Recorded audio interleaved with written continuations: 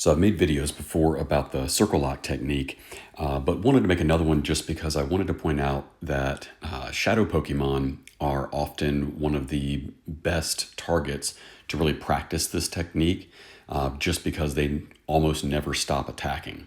So as you can see with Raikou, the resting position is right there in the middle. Jumps back, jumps forward, and then gets back to the resting position. Occasionally it'll jump up and down. So the key with the circle lock technique is that when it is in the attack animation, so for Raikou, when it's going back and forth, not up and down, but back and forth. Up and down would be considered a dodge. The attack animation is the back and forth. So when it's in the attack animation, the size of the target circle, the red circle right there, the size of the target circle does not change when it's in the attack animation. But as you can see, when it's in the dodge animation, it will continue to change. So what you'll notice when it bounces back and then gets back to the resting position, that circle is still the same size. So you can take advantage of that for catching purposes. So what you do is you hold on to the Pokeball until the circle gets to the size you want it. I'm going to do that. I'm going to let go here in just a second. Let it attack once more. So really tiny circle there you saw. Then the only place you can touch on the screen is the berry drawer and to feed the berry. Now, if you touch anywhere else on the screen while Raikou is resting or dodging like that, then the size of the target circle will reset. But if you wait until it's in the attack animation, the circle size stays the same.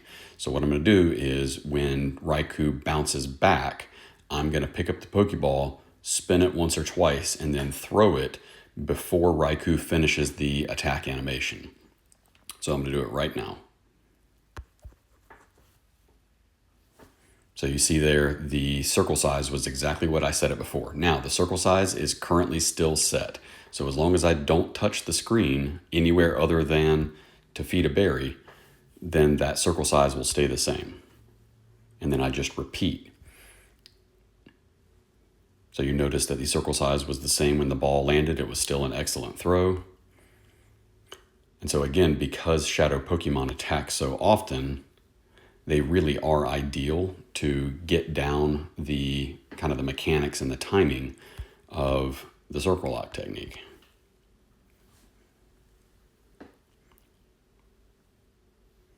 So hopefully I will catch him relatively soon. Oops. Now, that one I messed up.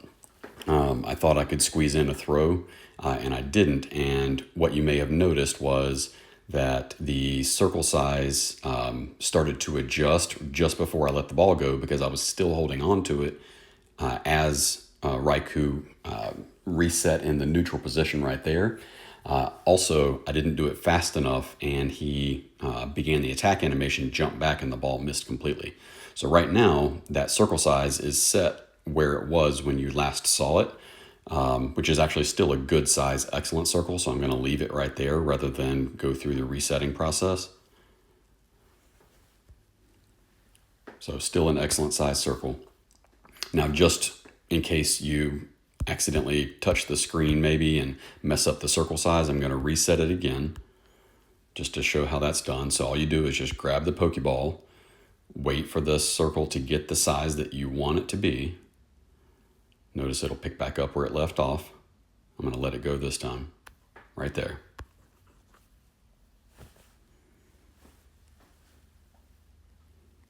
So unfortunately, this video is ending up a little longer than I wanted, but it actually had a really good thing to note there with me kind of trying to rush things and holding on to the ball a little bit too long.